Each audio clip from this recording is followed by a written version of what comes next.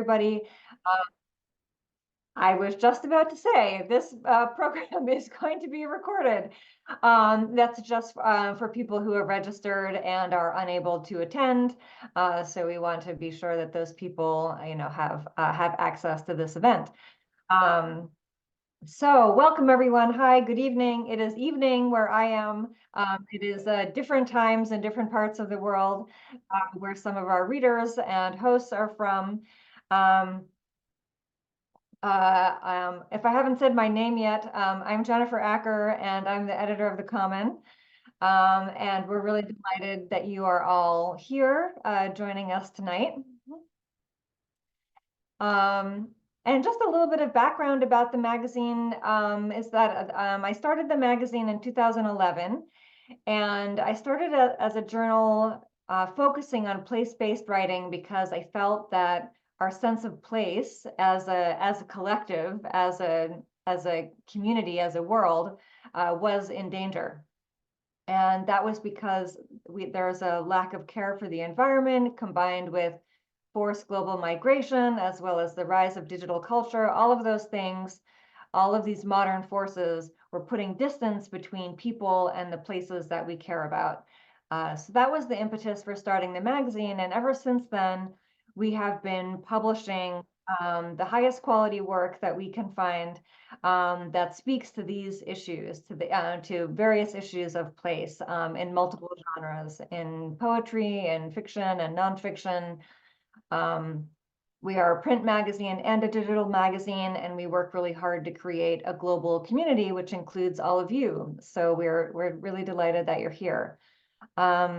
So all these years later, after the founding of the magazine, I still have these worries about our disconnect between people and the places that we care about.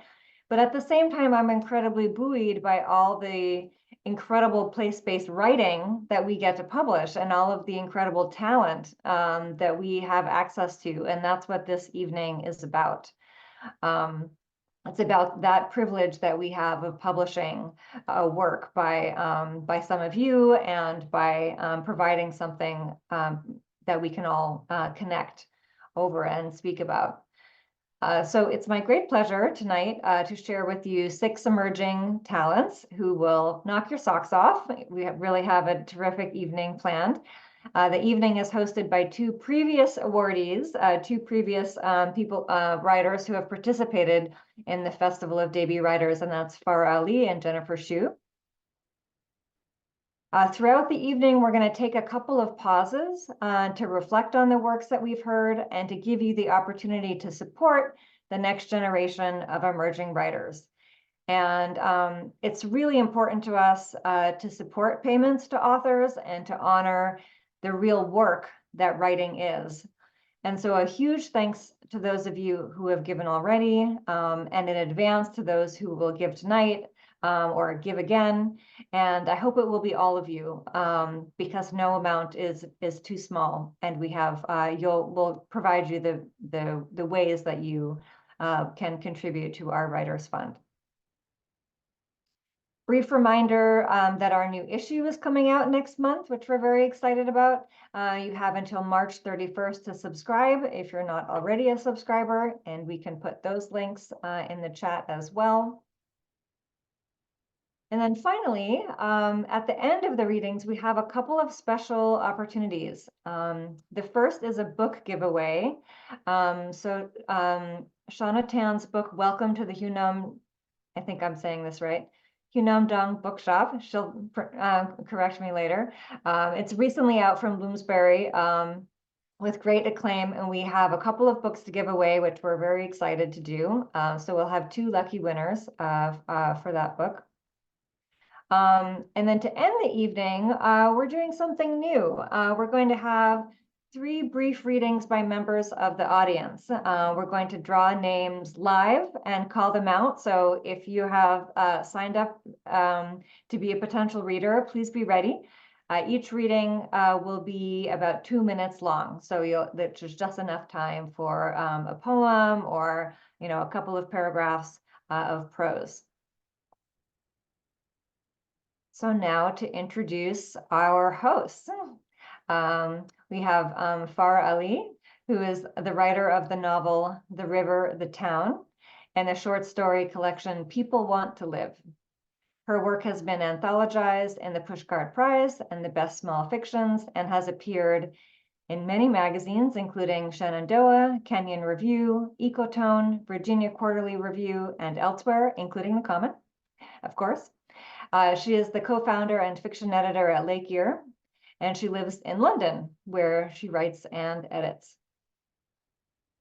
We also have Jennifer Shyue, who is a translator from Spanish. Her work has appeared most recently in the New York Times, LitHub, and Oversound, and she has received support from the Fulbright Program, the Institute for Comparative Modernities, the National Endowment for the Arts, Princeton University, and the University of Iowa. And her translations include Julia Wong Com's chapbook, Vice Royal Ties, and forthcoming poetry collection, A Blind Salmon, as well as Agosto Iga Oshiro's novel, The Enlightenment of Katsuo Nakamatsu. And so now I'm going to turn the evening over to the hosts, and they will lead us through the rest of the evening. Thanks so much, Jen, for setting us up. This is going to be a very exciting evening. And I'm delighted to announce our who is a Singaporean translator working from Korean, Chinese, and Japanese into English. As you just heard, her book-length translations from Korean include Welcome to the Hyungnam-do Bookshop by Hwang Bo-room, which just came out in the US last month, and which two of you will have the lucky opportunity to win. And her translation from Chinese of Walnut Dakota was excerpted in The Common in September 2022. In a way, I imagine it's precisely the kind of work this journal was created to showcase.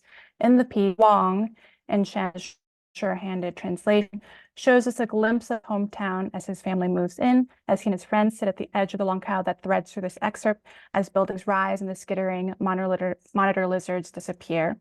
Shanna weaves a space into her translation through her decision to keep certain words in Hokkien, and through the English the characters speak to each other. I've been dying to read more since I first read this excerpt in The Common, and I'm in luck as Dakota is due out in English this year. Shanna, welcome to the Zoom stage. Thank you, Jennifer. So today I will be reading an excerpt of my translation of the Singapore Literature Prize-winning work Dakota by Singaporean Chinese author Wong Koi Tat, and it's the extract that is on The Common. So the full translation is coming out in Singapore next month, and I'm actually looking for a UK or US publisher for it. So in one sentence, this is a literary creative non-fiction about coming of age in the 1970s in an iconic Singapore neighborhood that is sadly now lost to urban renewal. And this is a collection of vignettes and stories about everyday objects and happenings, such as a bottle of cod liver oil, monitor lizards in the storm drain, and a coffin in the living room. So I will start with the extract. What we call the Longkao. The body of water that runs through the neighborhood is in fact a river, but everyone used to call it a Longkao, a storm drain, preferring the crispier edge of the Hokkien word. Calling it a river would require a proper name, a division into upstream and down. Nobody knew about that sort of thing, so we went with what was the easiest. Anyway, a name is just a name, and Longkao was kind of endearing once you got the hang of it. The neighborhood has a proper name, Dakota. It's the same name as a place somewhere in the northern United States, but our origin story is local, commemorating the crash of a Dakota DC-3 aircraft nearby. With a name tinged with disaster and exoticism, the neighborhood was also foretelling its premature demise. I was born in Dakota, but my parents were outsiders who had moved into the neighborhood with my parental grandparents and my uncle, father's younger brother. So they walked half the day under the weight of a canvas bed laden with their worldly possessions and climbed 3 stories to reach our 3-room flat. My grandparents left the world when I was too young to remember. Soon after, Uncle met his first love and moved out to start his own family, leaving father and me to take turns sleeping on the canvas bed. Red bricks, red roof tiles, up, down, left, right, the blocks of flats looked the same. Every door concealed a similar tale of survival and struggle, like leaves overlapping on the majestic tree that once towered over the neighborhood. Bushes lined the opposite bank of the Longgao, whose flowing waters not only brought a strong stench, but also an assortment of objects, shoes, chairs, tables, boxes, and rubbish from a larger neighborhood further away. Monitor lizards, in Mandarin 四脚蛇, four-legged snakes, made themselves at home in the Longgao, crawling out to sunbathe in the afternoons. The thongs we kept lying beside the charcoal stove at home doubled as a weapon that could be used to pinch the lizards' hideous heads. One of our neighbors, an old man with short white hair and a deeply lined forehead, was a spirit medium at the temple.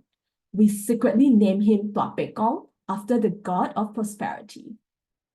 Tua Pek Kong loved eating those four-legged snakes, so whenever we caught one, we would sprint to its place, each of us grasping a struggling limb to trade our fresh catch for orange popsicles. All of us Dakota kids attended the neighborhood primary school, our pockets bulging with glass marbles that clinked with each step. There was a small airport southwest of the neighborhood, so a plane could always be heard rumbling overhead. The teacher had to holler over the roar to instruct the class to work on their compositions. Heads bent over desks, pens scribbling furiously, everyone wrote that they wanted to be a pilot when they grew up. Well, that too was my dream, although my first taste of adulthood took quite a different form in December that year. That night, we huddled on the stone steps that led down to the Longgao. As the dirty water flowed beneath us, we carefully turned the pages of a magazine my classmate had stolen from his father's stash. The wobbly torchlight illuminated the blonde women and the smooth, stark naked flesh on the glossy pages. We jostled for the best views, eyeballs glued to the magazine. Meanwhile, the Longgao water rose rapidly to reach our toes, mirroring the hot blood coursing through our veins. Very fast one, someone said. When we grow up, we sure can find such women for ourselves. Soon enough, we were a little older, and color had come to the neighborhood's black and white TVs. Things didn't feel the same anymore. Dakota grew noisier as construction started in the empty fields, erecting flats taller than ever. I started secondary school, and my new route took me around the Longgao. For some time, a girl named Shu Qi would appear on the other side, saying, I came here to wait before sunrise. Shall we walk to school together? Okay, thank you so much.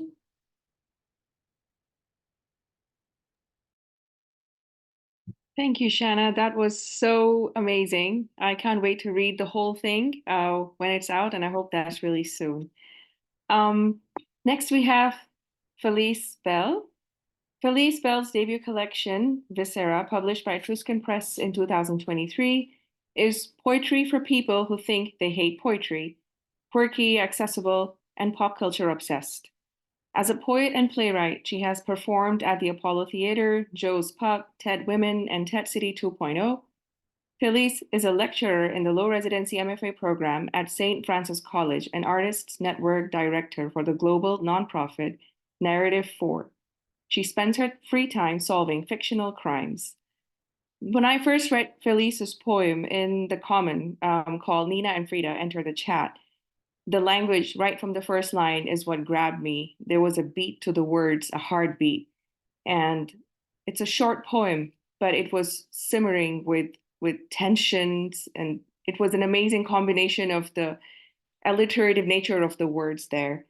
So, Felice, we are ready to hear more from you now. Thank you, Farah, and it's a pleasure to be here. I'm actually going to start with this poem that you referenced, that was published in the comment. So thank you all for publishing this. Nina and Frida enter the chat. These biddies with their deadbolt backs take naps while I construct canvas from corset cast. Art does not wait until you are well. What they did not understand, the training was classical. Chopin, motherfuckers. Carry on like she's some backwater bluesy. Least common denominator reduced me. Addiction is not a hobby. No one will hear what I see unless they inhabit my body. Surgeons don't count. The wrong lover, maybe. Muse is reality. Want more than you're given. Be difficult as necessary. Loving a man who belongs to the world is like lying in lava. No one asks if he can have it all. Let him knock you down, throw you up against the wall, put a frame on it. I don't want the preacher, I want the pulpit.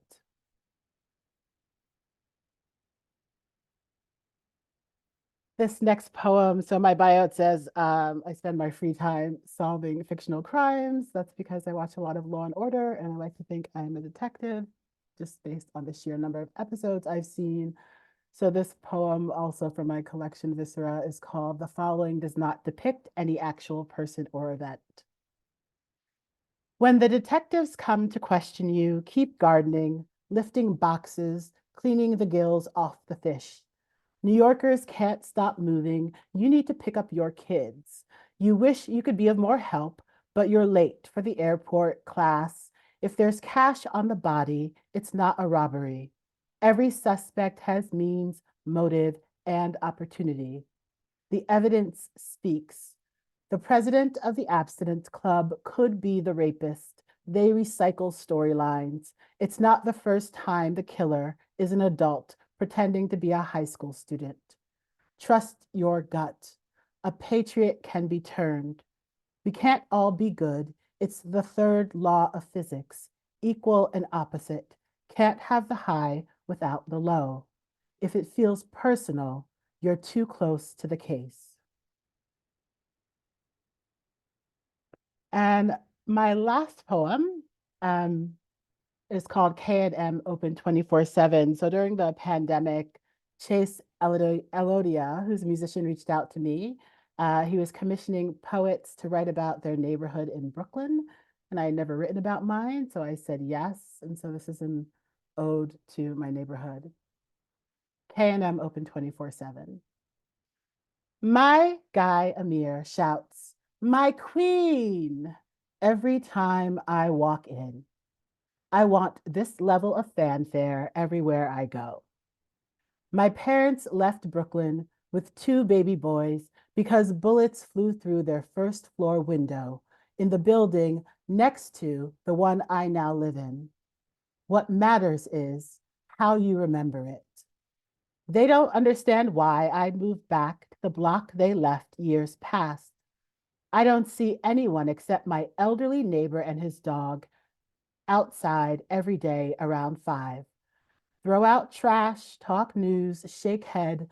Weeks pass from should be over soon to when will it end? Dad says the neighborhood hasn't changed. Pharmacy's still there. High rise on Linden says I'll be priced out in 2 years. Mom says there was no bullet. What matters is neighborhood kids playing handball on how you remember the wall outside their first floor flat. It was a ball that flew through. Years passed, maybe months since I seen my guy. I work days now, he tells me, and I only leave the house at night. We chop it up through new strains and plexiglass. I am afraid of everything. He says, Allah is my mask. I want that level of faith everywhere I go. Thank you. Thanks so much, Felice. That was wonderful. It's so wonderful to hear more of your work after falling in love with your poem in the common. I'm back to announce a fundraising break, our first. Unlike many journals, the Common pays contributors, which is one of many reasons I'm grateful for the home they've given my work as both a translator and writer. Please consider donating to the Writers Fund to support the work of translators and writers like the ones we have the pleasure of hearing from today. I think a screen will come up with some information, lots of different ways you can donate. Very easy. So yeah.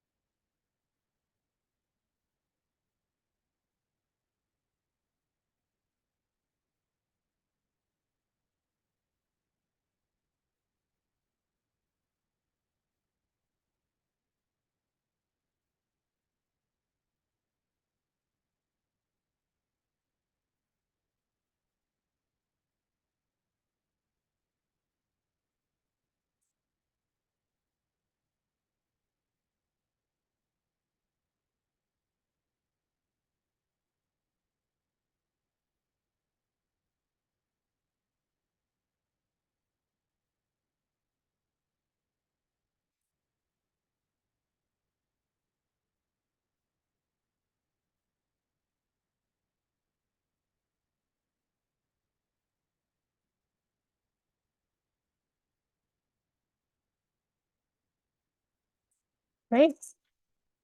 I hope everyone had the chance to text or Venmo. Next up, for our next reader, we have Amika Elfendi, field analyst, emancipatory editor, fighter and soul, prophet, writer, artist, and DJ based in Oslo. I first came across Amika's work as a translator in the Folio of Palestinian Writing in issue 23, published in May 2022.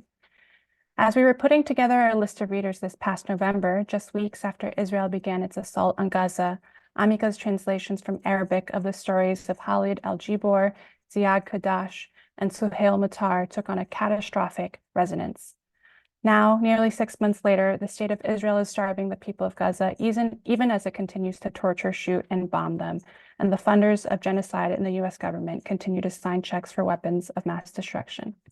Today, Amika will be reading poems from his latest poetry project, a trilingual trilogy in Arabic, English, and Norwegian. These poems raise the question of who we and us are, a question that is also an inevitable byproduct of translation and of multilingual life. Without further ado, Amika Elfendi.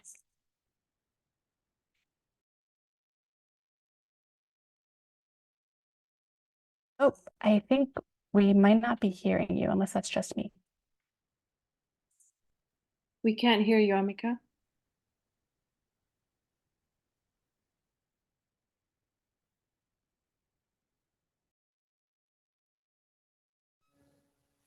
Sorry, can you hear me now? Yes. Okay, nice. Thank you for the presentation. Okay, so I was unsure how much time I was gonna get to, like, in order to fit in all the trilingual poetry of mine. But here's my first poem for tonight. The title is Flight, Volume, etc. Tears are relief. Tears are smarting experiences. Tears are the full half. They're my hand cupped around my mama's hand. Her sequin skin I hadn't touched in 11 years. In the back seat of the cab to Rafiq al-Hariri airport. My father in the front, a stroked knight, like his namesake, making convos with the Lebanese driver, comparing nationwide crises, prices of olive oil drums, halawa, diesel, nappies. Can I even feel what they must have felt? They're saying farewell to me in this manner again, with choked heartbreak in their throats, just like in 2013, when being alive became a threat to life. When this time I came to see them from Oslo, they from Motbin to apartheid Lebanon. And just because a 68-year-old Civil War veteran I happened to stay with for a few days prior came knocking on our door at 1:32 a.m., bawling my name, Amika, Mama collecting herself in her folds and faltering knees, he trying to pull me out to the staircase landing on the open front first floor, because despite the absence of shame in addiction, there was decorum shame. To ask for $100. And just because it's always war knocking on our door, all past traumas were throttled into, you have to leave, my son. Tomorrow you leave.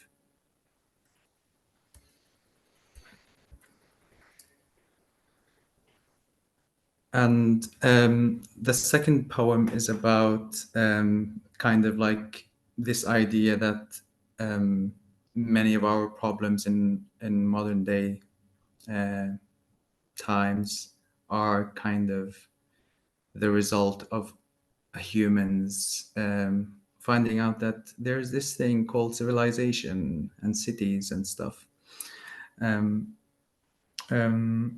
So the title of this poem is Civilization is a Catastrophe. They first manufacture a world, stones, symbols, narratives. Then they copy that world into another picture, an abstraction once realized, then abstracted again, into slogans, an infinity of causes and fights, a flying fuck they tease us with, the golden carrot, the visibility of the invisibility in orchestrated representation, or put bluntly, prioritization, favorization. We prioritize getting the oil and cobalt for our chosen folks, and to that goal, we announce thee and thee slaves to our conniving, to our perversion, deprivation, decadence, to our bottomless greed. You will be our accused victim of our imagined and broadcast victimhood.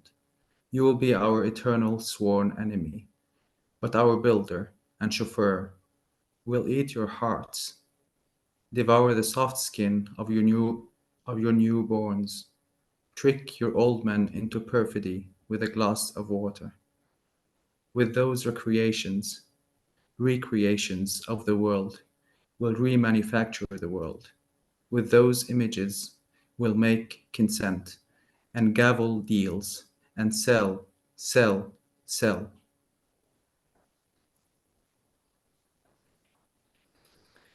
And my last poem for tonight is gonna be two-lingual or bilingual is the correct word.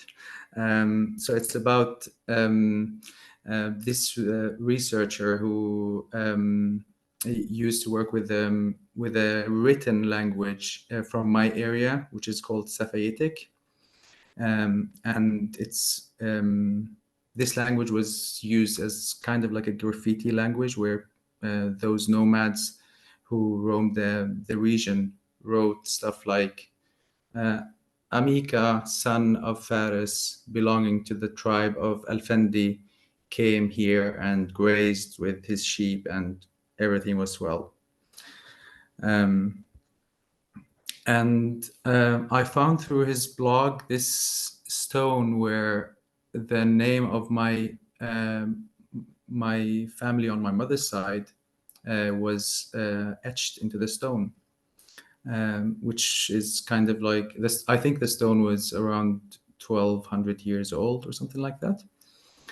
And that confirmed a theory or a hypothesis we had in the family that my maternal side of the family came from Jordan, which is south from where I was born. So I'll read it first in Arabic. النسل ما بينحسر بنوب، قلب عمرات عم ينبض بحجر، بحروف محفورة بحجر أحد منه، عمرات شاخ وعمر وضاف، واشتغل بالسخرة كرمال فرنكات ولأشباه بشر، وزت من بيض وعجيان ونعج نهر الأردن. عمرات شاف العالم بعيون نسله ومو بعيونه. بس هسا إجا وقت الرجعة على البيت. الوقت هسا على البيت. The lineage never recedes. The heart of Amrat beats in a stone, in letters etched with a sharper stone. Amrat has aged, has built and guessed it, has labored for wages, francs and humanoid impersonators, has ejaculated kids and cattle into the Urdun River. Amrat has seen the world through the eyes of his lineage and not through his own. But now it's time to go home. The time is home now. Thank you. Thank you so much, Amika. And just to also say thank you, Jennifer Shyue, for your words. When we started work together, Jennifer and I don't back in October or something, as the latest phase of the genocide was starting to unfold, coming across Amika's work in the Common was it felt more heavy, meaningful, like it, the place that it had in that magazine meant a lot. Next, we have Irina Hrinoschi. And I have to say, before I read her essay, I was talking about Ceausescu with someone, and then I happened to read her essay, so I feel it was meant to be. Irina Hrinoschi is a Romanian-Swiss writer, filmmaker, poet, and translator working in English, German, and Romanian. Her work has appeared in The Common, Random Sample Review, Sand Journal, and the Los Angeles Review. She's currently working on a documentary feature with Srikandi Productions and a collection of poetry translations from Romanian. As I mentioned, the essay I read of hers in the Common was Modest for a Dictator. I found it immensely captivating how Irina took me on a tour of Ceausescu's house, which is a personal place, while showing him from the outside by way of the results of his actions upon people. She's also as we mentioned in the bio, she's a translator as well, working with multiple languages. So Irina, now it is on to you.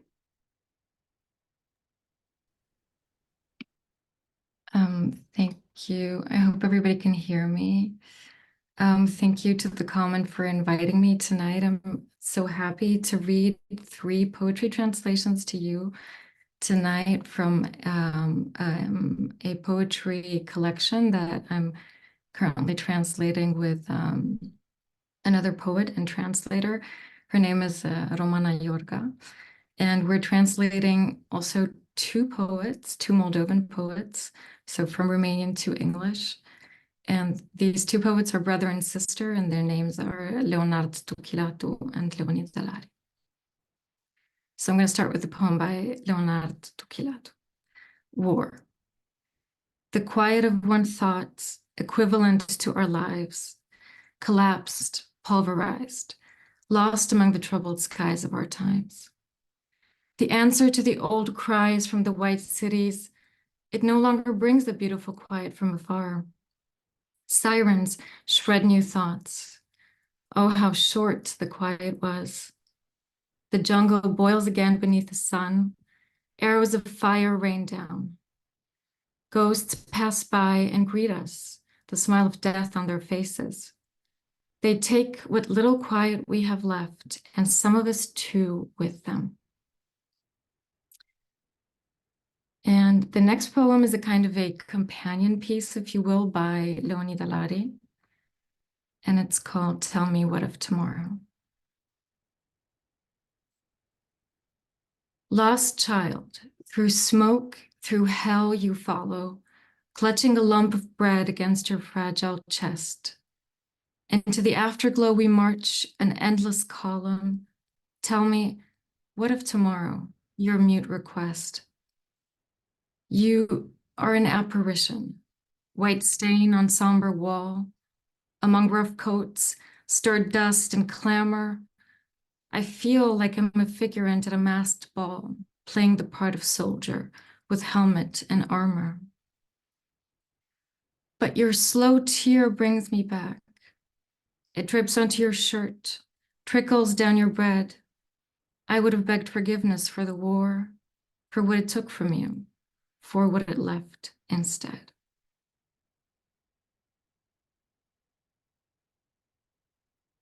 And the last one is another short poem by Leonardo Tucilato, and it's one of his numerous untitled poems. Maybe someday you'd like to regain your balance by reading serious verses and dispensing a tight smile, say, there's no one left to stop you. And if there weren't someone wiser, there'd be no jealousy or hate. And if there weren't someone better, kinder, people's norms wouldn't be violated, and everyone would be gone. The soil is best scattered around neatly arranged bones. If it weren't for those who call to us from afar, igniting our blood, there would be the great silence from which nothing ever emerges. Thank you.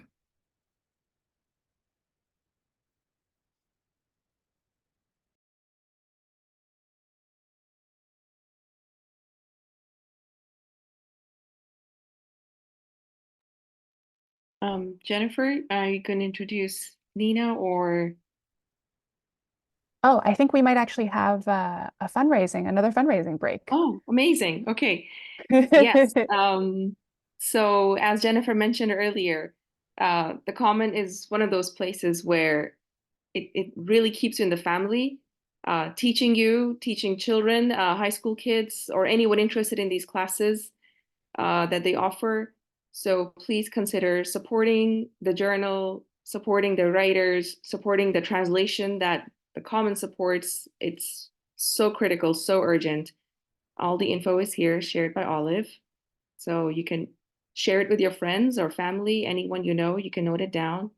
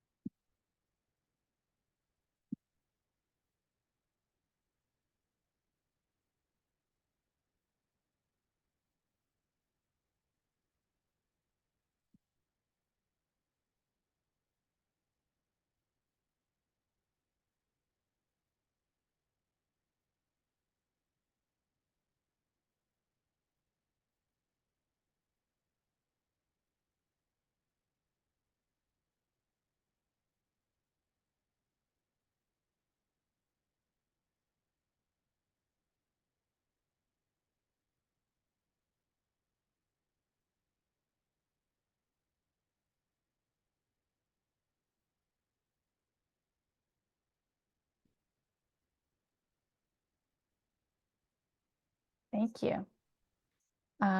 As our penultimate reader, we have Nina Perrotta, who is a translator from Spanish and Portuguese into an English and an editor at Words Without Borders, another journal I'm a big fan of. Her debut book-length translation of London on My Mind by Clara Alves is out in June. In her interview with De Beautiful on the occasion of this festival, Nina noted that she loves translating fiction that evokes a specific sense of place, which is definitely true of her translation from Spanish of Mario Martz's The Wong's Other Child, published in the Common in January of last year. The entire story takes place in the narrator's one-time home, now a temporary refuge for a couple who's stuck in a sort of limbo. In addition to a strong sense of place, this story has a strong textured voice, one that Nina gracefully sets down, complete with pitch-perfect dialogue that deftly sketches a portrait of each character. Now, in the voice of Nina Perrotta, this is her translation of Mario Martz's Li Wang's Other Child. Thank you so much, Jennifer, for that introduction. And thank you, Farah and the Common, for this opportunity to read. Okay, I will start from the beginning of the story and go maybe about halfway into it. Wake up, says Mr. Wong. I can picture him standing there in his red bathrobe and black sandals, his small hand rapping at the door. Only when he stops knocking and I hear his slow steps recede downstairs do I think of the night when I knocked at the same door. But now I roll over in bed and remember where I am. This room overrun by boxes of clothes and objects that the Wangs no longer use, and that in a few weeks they'll donate to charity. To be honest, they've been telling me for a while that one day they'll donate everything, but that day never arrives, and I just keep urging them to do it once and for all. That way they can clear out the room and, more importantly, free themselves of the life contained in those boxes. Now that I'm up, I gather my things and get ready to go downstairs. The Wangs invite me to sit with them and ask if I slept well. Very well, I tell them, pulling up a chair. It's the first time I've slept over with them. It all started a few weeks ago, when Mr. Wang invited me to stay the night. I firmly declined until yesterday, when I had no choice. I drank too much and was so far gone I could barely stand up, even with Mr. Wang supporting me.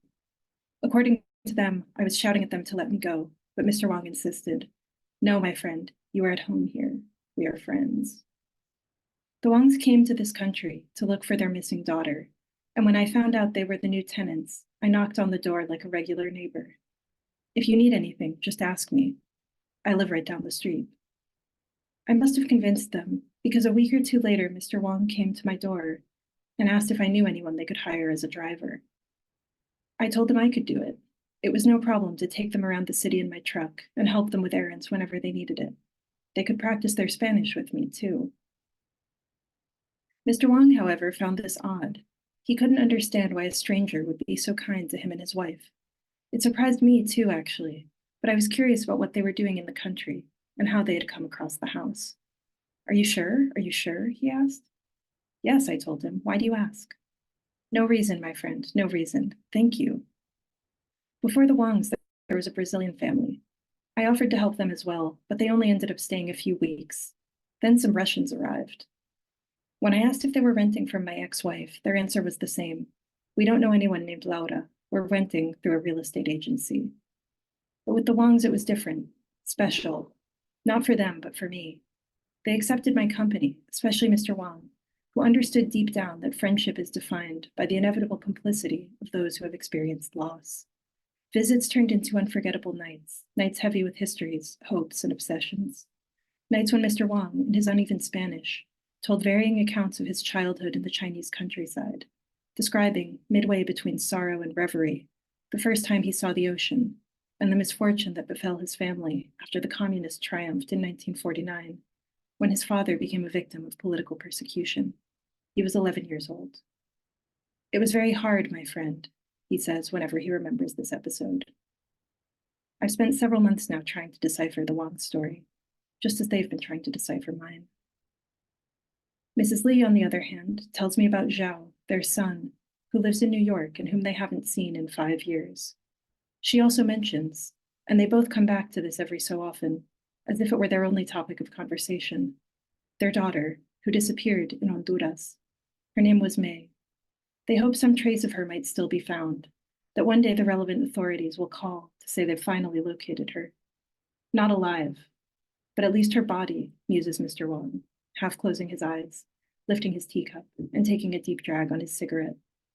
Just that, my friend, just that, he adds.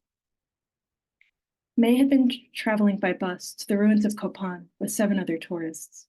They left Managua in the morning, and after crossing the border, they were stopped by a group of armed men. The news reached the Wangs late, a full month afterward, when someone at their embassy in Managua called to notify them of the tragedy. They sold everything they owned and made the long journey to a country whose language they stuttered thanks to classes they had taken before the trip. And my company, according to Mr. Wang, has been very important to them, especially in an unfamiliar place. Because you know, my friend, searching for a missing daughter in a foreign country is like walking toward one's own death. Thanks.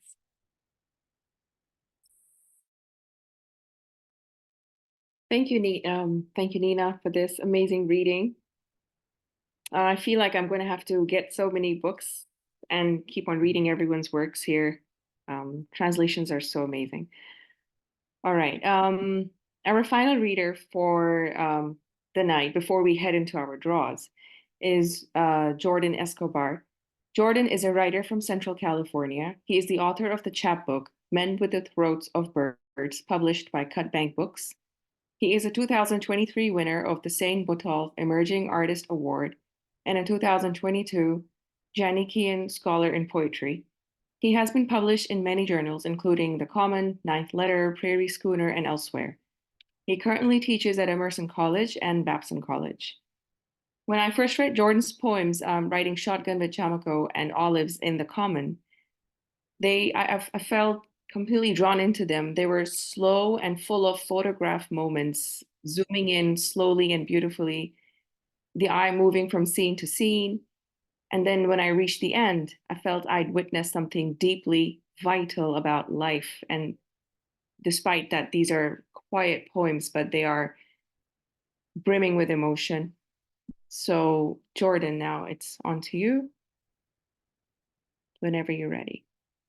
Thank you for that introduction. I'm out here in Wellesley, Massachusetts, so not too far from Amherst, but I'm at Babson College, like was mentioned in my intro there, and we just had a reading from Major Jackson, and so I scooted over from that reading to make it in time for this. But Major, he did want me to greet everyone at the Common staff, and especially he wanted to send greetings to Jennifer as well. So I wanted to pass that on. Seems to have lots of respect for that literary institution over there. And with that being said, I wanted to, like, with the interest of the magazine having some attachment to place, a journal of place, is kind of an interesting route how I got involved with the portfolio of farm worker immigrants. So I have a chapbook out through Cutbank Press that's associated with the University of Montana. When that book came out, it details a lot of my experiences working in agriculture, working as a farm laborer in Central California, and they needed an artist to do the cover for that, and they got in touch with a painter from Los Angeles named Narciso Martinez, who subsequently got involved with the Common. Some of his art was published in the Common for that farm worker portfolio, and he had posted on his social media that there was a call for submissions for the farm worker portfolio. So through him, I got connected with the Common, and we had a full circle moment recently when one of his paintings was displayed at the Albright Knox Art Gallery in Buffalo, New York, and they needed a poem to be included with that artwork, and so he chose my poem that was published in the Common. So it was kind of an interesting moment. We had all these different connections going on, and sometimes the literary community doesn't seem so big. So I was grateful for that. So like Farah was mentioning, I wanted to read a couple of poems that were published by the Common, and if you looked on the website, there were some photographs that I had taken years ago that were also included with these poems. And so this first one is informed by one of those photographs and an experience that I had with a friend of mine, Shimako, who was a guy that I used to work with. And so this was working, in particular, we worked with horses. So this is called Riding Shotgun with Chamaco. In his voice, there is a landscape, rain padding hoof, wet manes, heavy heads hung over rusting fence lines. There is some Spanish, some English, and some other words only spoken to horses in a moment of explanation, that this world is a shifting body, growing, laboring, breathing. The breath of a hillside, of turkey vultures and feral hogs, the breath of tule fog rolling out between the grapevines and rows of alfalfa, of a muddy morning spent unloading soggy Timothy from the back of a pickup. He rubs his eyes and stretches his mouth as vacuous as the overhead sky, and all the geldings line up, eager with anticipation to consume. In case you're not aware, the word gelding is just a reference to a castrated male horse. The poem sort of, I guess, the different types of languages we find on farms. I said some Spanish, some English, and then even the language you use to communicate to animals, which I always found kind of interesting. I've spent a lifetime around animals, and so there is unique moments, I guess, you find in farms. And this next poem is also in farms. So this is the one that actually appears at that art gallery next to Narcisso's work. And I guess it's about collecting, harvesting olives, something I also used to participate in. Central California, a lot of olives are grown, which is kind of a unique process. Olives are known as stone fruit because they have like a hard pit, just like peaches and apricots. So that comes to play in this, but this is one of those images. I guess a lot of my poetry works through images, and it's just an image. I've held it with me for years of this moment of harvesting olives. So this is called Olives. The sunlight creaks over the blackened hills. Just enough light to see ladders angled against limbs, enough to see limbs angled against branches, to see buckets placed among roots. The rising of hands, the ringing of day, skin and bark dressed with dew, to see the harvest, the flesh. The bones noiselessly ascend like doves on their winter flights. The horizon spills, ripe with stone fruit, green, hard and puckered, to the press, to be squeezed, to be drained. So many lives threshed into that singular rare. And I guess part of what I attempted to do in my chapbook and what I really appreciated about the Commons portfolio of farm laborers is it's a way of kind of cultivating, bringing in awareness to these marginalized voices, which I constantly think about how much our society depends on laborers, especially immigrant labor, and yet gets marginalized all the time in contemporary discourse. And so I hope in some way my poems bring that to light. I know as reading through the Commons portfolio that came out, I definitely got that impression as well. And so this last poem is a return to my friend Chimako. This is sort of a reference to like an after work ritual we used to have where everyone would come together, we'd make a big bonfire, and just as a way of experiencing community. So this is called Chimako Beside an Open Flame. After work, the taste of smoke fills his throat. Mezcal drained like a cloudburst in the countryside. Because thirsty lips need to be moistened and palates have been stacked, lean against each other. Because as the sky darkens overhead, the shots keep pouring and the stars begin to spin, to be shaken loose from their fixed stations. Brass music from a portable radio haunts the airwaves, the pallets now blazing like summer hillsides. He begins to shuffle, moved by phantoms, strings pulling his legs, his hands, his feet. If only we could all have our better ghosts, invisible lovers to spin and twist. The sinuous flame of a body roped around our hips. We could dance with the dancer not there, with the darkness on all sides, the thin halo of light shimmering just beyond the lucid flame where forms melt into a composite of textures, calloused palms, heavy lids, whiskered mouths. Name it all with a dewy breath. Give life to these needs, silhouetted by the strange nakedness of fire. Thank you.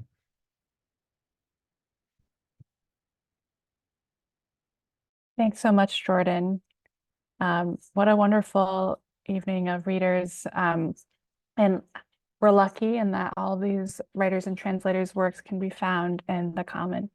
And now a few other readings of folks from our audience who we've drawn your names, and there are 3 of you, and each of you will get to read up to 2 minutes of work. Very exciting. So the first reader that we selected out of our metaphorical hat is Mona Mejas. Mona, are you here? Yes, I'm here. Amazing. Over to you. Thank you. I'm reading from my recently published book, Questions I Didn't Know I'd Asked. It's on Amazon. And it's a book of poetry inspired by tarot and oracle cards. The first one is Here Again. Emerging from the darkness of multiple lives into the latest interpretation of lightness, I'm here again. The warm womb cave where I sleep between lives allowed blue sky to break my slumber, birdsong to wake my ears. A sapling at the entrance grows tall enough to reach the sunlight, dappling through ever overhanging branches. Multiple lives behind me, the original authentic self is overshadowed by subsequent incarnations, each impacting the next. Images of other times, other lives flash before me. Memories guide me into this new existence. I am a dance, a collaboration of poetry over time. Like the young tree reaching for the sun's warmth, I'm connected to everything around me, influenced by my elders. I am an elder. I am universal and self-absorbed. I'll conjure my own image for a new self, authentic to the moment. And I'll read the last one in the book. It is called Wings Within My Heart. No body shall contain my soul, nor coffin in the cold, dark ground. I will escape my spirit whole. My dreams come true in flight, unbound. Wings within my heart have opened. They carry me through blissful sky. Moon and sun beside me, motion, affirmation, we do not die. All ye mourners at my bedside, shed no more tears for me today. Cast your gaze upward, see clear-eyed, my soul among the clouds at play. Do I have enough time to read one more? I think so. Okay, I'll read another kind of short one. This is called The Gods of Coin Toss. Hope for the future, come out alive. Razor sharp, gleaming, two swords are crossed. Hilts gripped in choices, powered by drive. Enter, fight blind, no matter the cost. Sound choices made, our riches gain strength. Hope for the future, come out alive. Accomplish this, we go to great lengths. We are much loved, for grandeur we strive. Battle for top billing, cheat, connive. Our elders starve, our children beggars. Hope for the future, come out alive. Hefty price for our blatant errors. What have we gained for our heavy loss? What magic taught us how to survive? Our fate left to the gods of coin toss. Hope for the future, come out alive. Thank you. Thank you, Mona, for sharing that lovely, those lovely poems with us here. Can Next, I put my link in the chat? yes, absolutely. Go ahead. Thank you. Next from our draw, we have Aaron Guy. Or I hope I'm saying the last name right. So Aaron, are you here? I am. Oh, wonderful. Surprise. This is my other music name. I post music under Aaron Blue, so I had that's the name that was up here. Anyway, so the farm worker issue, my dad had something that was published in it, and it was really exciting for him. He's 80 years old, or 83. I've stopped counting at 80. And he was a migrant farm worker during the Great Depression. He was the child of people who had to go on the road. And so I would like to read something that was published in the Common called Fruit Tramps Moving On.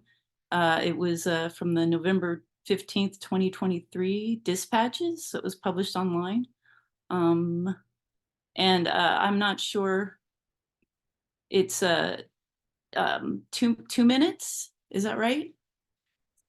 Yeah, about 2 minutes. Okay, so I'll just look at the time and read the first few paragraphs of it. So here we go. A fruit tramp family of the 1930s stayed in many places for short periods of time. We arrived, picked the crop, and moved on. That's why we were called tramps, nomads, and many other things not nearly as complimentary. Our shelters while picking could be the loft of a barn, a converted hen house, or a small sleeps-to tent. On occasion, if you were in an especially nice place, you might have a cabin or a large canvas-covered dwelling with a wooden floor. If we had a place of permanency, it was the car or truck that took us to the next job. We might spend the winter in California or pick apples in Washington State. It was all dictated by the season. Packing and moving was a part of our lives as picking the crop. This day started like a typical move. Mom stirred up a breakfast of oatmeal and coffee. Then after eating, my dad set me on the hood of the car so I would be out of the way and not wander off while our car was being loaded. I didn't mind. I was 6 years old. From there, I had a good view of the camp as the families packed their belongings and pulled out. My dad and big brother filled the trunk and back seat of our car with boxes and bedding. Everything else we owned was packed into one large canvas roll tied to the trunk. Moving day for me was a mixture of excitement about going to a new place and sadness about leaving my new best friends. Friendships were quickly made and by necessity just as quickly ended. And because packing space was such a premium, it also meant throwing away whatever special toy I'd acquired. Many a gun, sword, or rag doll came from a talented adult or older kid who could whittle or sew. But it had to be left at the woodpile or tossed in one of the burning barrels placed around the camp. Toys were not a necessity. There was no space for them. No matter how many places we left, good or bad, I always had a lonesome feeling. An empty camp was sad. But today I was excited. I'd heard my dad say that a few families, including ours, planned to stop for the night at the same park where we had stayed overnight on our way to pick this field. That park had swings, slides, things for me to play on. And I'll go ahead and stop there. Thank you very much. I'd love to put a link to that in the chat. Absolutely, go ahead. Right, thank you. Thanks so much, Erin. That was lovely. I'm excited to read the rest in the comments. For our last reader, and well, before I say their name, stick around after they're done because we do still have 2 books that have been drawn. Welcome to Hunamdong Bookshop by Huang Borim, translated by our first reader, Shanna Tan. For our third and final reader, we have Julia Sloan. Julia, are you here? Hi, yes, I am. Let me also turn on my camera. Hi. I'll read 2 poems. I have one about finding your place back from grief and another one about mental health walks. Okay. I need to make my heart bigger. I need to make my heart bigger to prepare for the losses I have yet to endure. Maybe I could make sort of a nest-looking thing, deck it out with waterproof pillows for tears never cried before, weighted blankets and a corner for snacks. Maybe a journaling corner too, with freshly sharpened pencils and new pens. I think then I could manage. If I had one more heart compartment, I'd leave it empty, reminding me that I have space there. Not to fill, not to deck out, but to breathe. A reminder to breathe deep breaths, deep enough that my rib cage cracks open and I sew it together with ribbons to show how much I expanded to fit the love I've always wished for and wanted. I installed a handrail in my heart for the moments I crumple, so that I have something to cling to.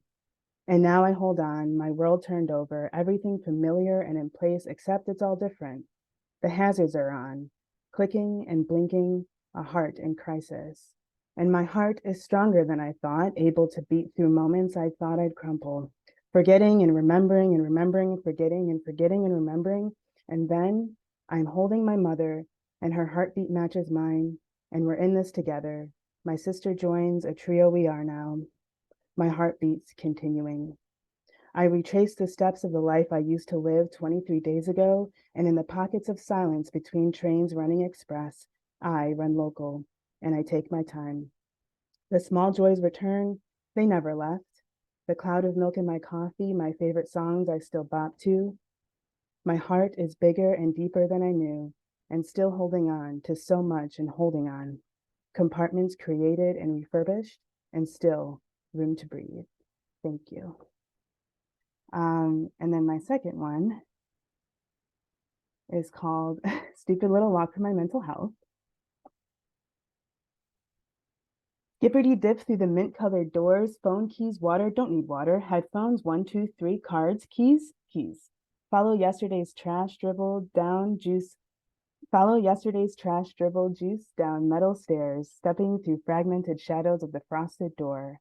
I am Alice in Wonderland, doorway opening to sweet outside, and maybe the not maybe creepy mechanics that I think they're mechanics, and the sidewalk feels like rubber between my shoe soles. I'm smiley, smiley, star-eyed, heart-eyed, loving outside, blue, green, pink, spring, and even yellow. It is the Earth's gender reveal season. Weather where I can be anything, warmer wind of possibilities. It was like I was never depressed. The hope tastes like berries and cream on my lips. My eyes search for new stories to tell. Jean jacket and sunglasses, me against the world, with headphones hanging, ready to rock out and block out whatever I need. I do my stupid little walk for my mental health and return with sunshine in my veins, silent peace of falling confetti. My jacket still warm from the sun, my skin still warm from my jacket, softness of spring kisses on my skin, existing in cacao kaleidoscopes slowly turning. And I watch them with awe, fractals moving, eyes entranced. There is room for everything here. Thank you.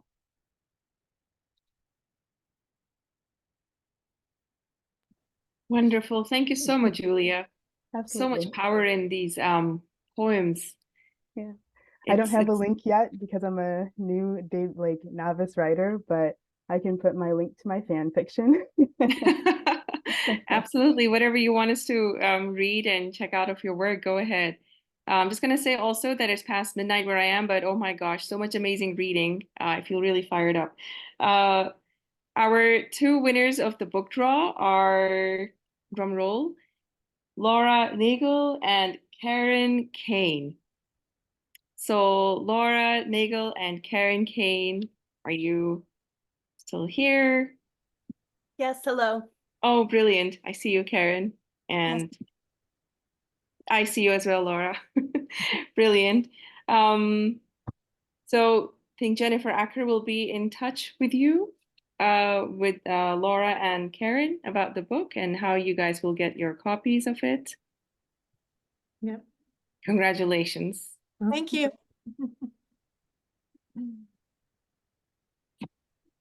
Thank you so much.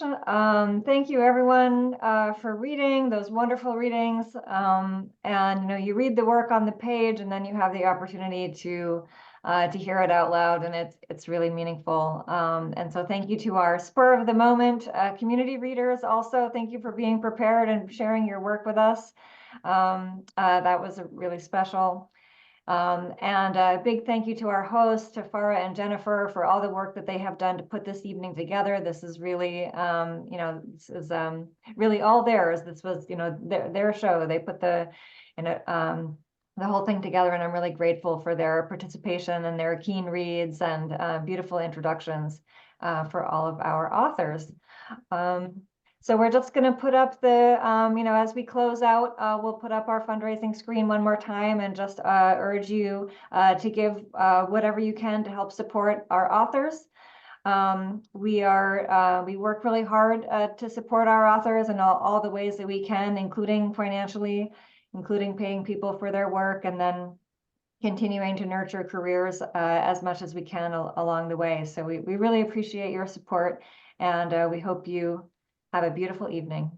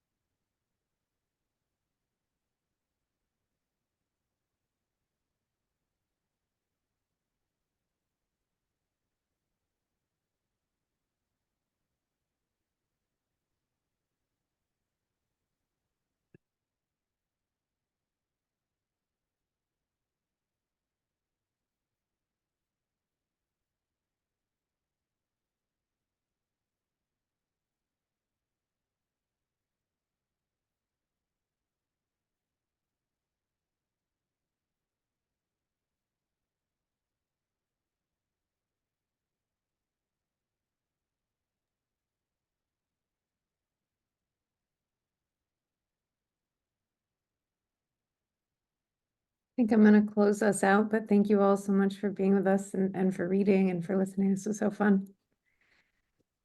Bye-bye.